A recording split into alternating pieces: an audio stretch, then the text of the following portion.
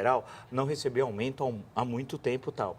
E também lembraram esses mesmos funcionários que isso vai ser ao longo de 2016, 2017 e 2018 tal. Quer dizer, portanto, não era uma carga só para esse ano. Agora, é uma situação complicada. O presidente lembrou que está há 47 dias governando o Brasil e numa situação ainda indecisa, ou seja, depende da decisão definitiva do Senado Federal, que deve ocorrer por volta dos dias 22, 24 de agosto, é o que estima tal. A comissão já sabe o resultado. São 21 membros, vai ser 15-5 que o presidente não vai votar. Vai aprovar o relatório da Anastasia pelo afastamento da presidente. Hoje mesmo conversamos com o senador Ricardo Ferraço sobre isso, lá do Espírito Santo e tal. Aí vai ao plenário duas vezes, uma só para maioria simples, depois volta, aí sim que necessita do quórum constitucional de 2/3, ou seja, 54 senadores. Estima-se que hoje a votação deve ficar entre 58 a 60.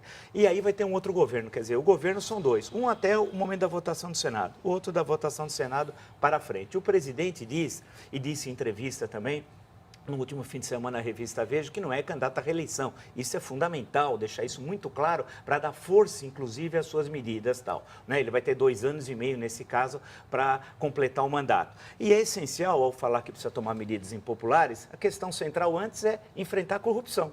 Porque não podemos cobrar medidas impopulares que afetam toda a população, especialmente os mais pobres, a gente tem notícias como hoje, da Operação Abismo, Custo Brasil, tabela periódica, você pode lembrar as últimas operações, e que nós vimos uma corrupção fantástica na estrutura do Estado brasileiro. Se isso não é responsabilidade do atual governo, e não é, mas é sim criar mecanismo no interior da estrutura do Estado que impeça esses roubos, esse assalto, como nunca visto na história da humanidade. O Petrolão não há nenhum, em termos de magnitude e profundidade, magnitude em termos de valores, nada tão grave como o Petrolão, desde o Hammurabi até hoje. O Lula conseguiu vencer o Hammurabi, que ele nem sabe o que é, vale lembrar. Mas o que interessa é que isso precisa acabar. Então você não pode pedir sacrifício se em troca você não apura. Daí que precisa dar todas as condições aqueles que estão apurando, as condições técnicas, financeiras, porque uma coisa é cobrar sacrifício e corrupto está preso. Por exemplo, o chefe do Petrolão.